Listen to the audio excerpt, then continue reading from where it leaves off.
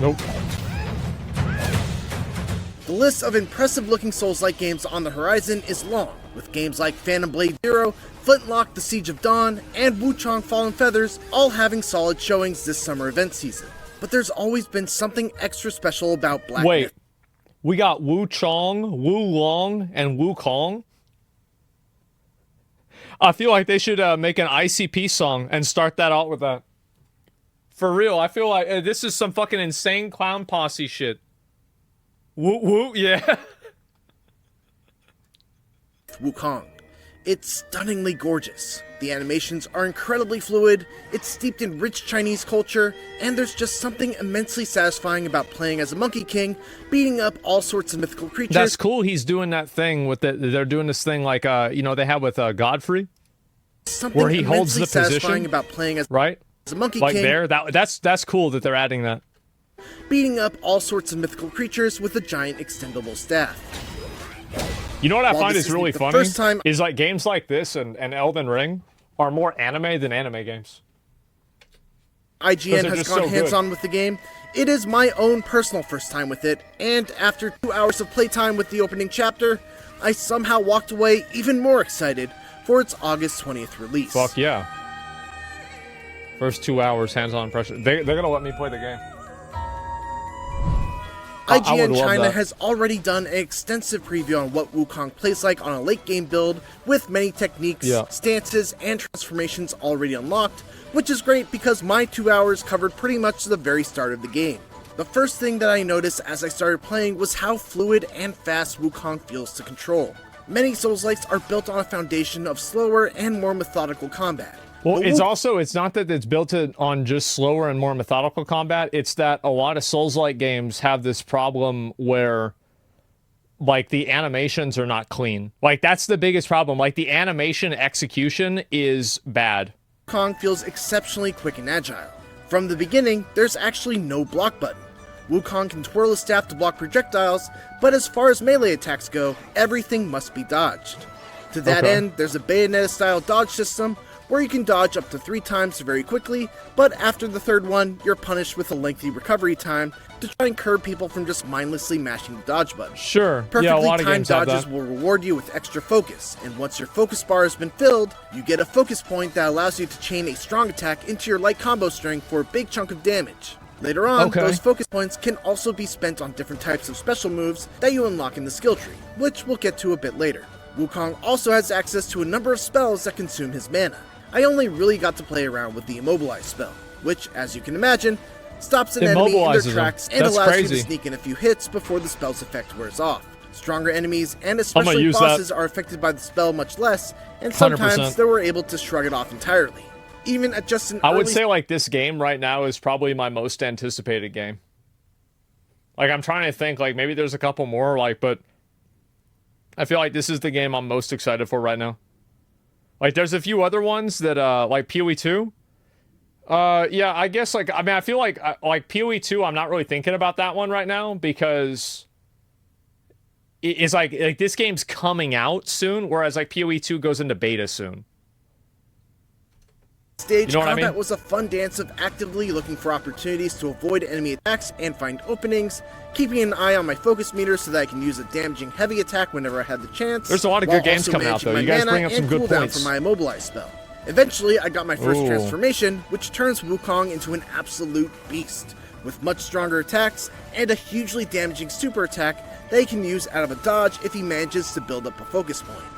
One of his moves in this transformation is a lightning-fast dash attack that made me feel like I had basically turned into the boss that I got the transformation from.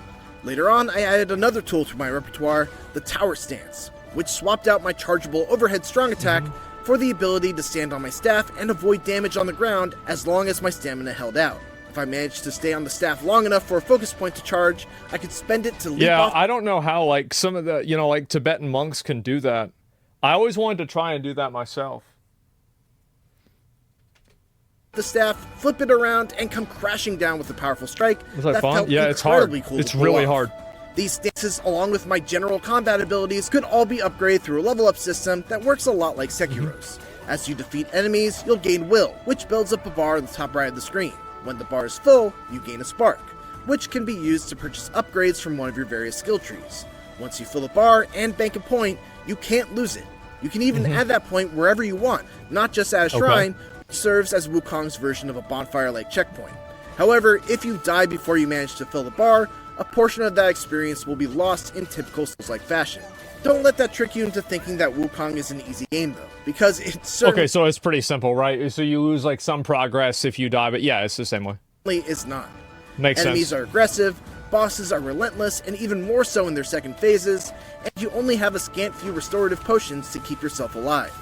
I also managed to find a secret boss room behind a waterfall that took me to a dragon boss that absolutely wrecked. See, that's some Monster Hunter shit. Like, look at this. Find a secret boss room behind a waterfall that Gets him right in the head, it knocks him took me to a down. dragon boss that absolutely wrecked me. Fortunately, you can teleport from shrine to shrine. I feel like little things like that really, you know, they really just take a game to the next level, you know? So you can come back to them much later down the road once you've upgraded Animations your are gear clean. and add some more points into your skill trees. And speaking of gear, I didn't manage to find all that much, but I did find enough to at least know that there are sets of armor that grant extra bonuses for wearing multiple pieces of gear from that set. Damn, I The wonder levels what kind of themselves game this were is going to be fairly linear like. with a couple of branching points that led to some sort of treasure or item pickup. The real star of the show, though, were the boss battles. Even in just 2 hours, I fought against a wide variety of bosses. Yeah, I think this game is not going to have like the kind of open world that probably Elden Ring has, but it seems like it has a lot of bosses. Speedy wolf boss that I snagged my first transformation They from, say 80 to a bosses? mule-kicking frog in Jesus. human clothes, to an extremely difficult two-phase battle against Look a at the frog, man. He got a shirt on. snake man. All in all, I greatly enjoyed my time with Black Myth Wukong. 80 in just bosses, 2 hours that's of playtime, crazy. I felt like I got to experience a lot of combat progression, and am excited to see how things will continue to evolve as the game goes on. Dude, that we looks won't have to wait badass. much longer to see how the full game shakes like out. August, as right? Black Myth Wukong releases on PC and PlayStation 5 on August 20th. There it is, yep. I will be there. I will fucking be there, man. Like, that is badass.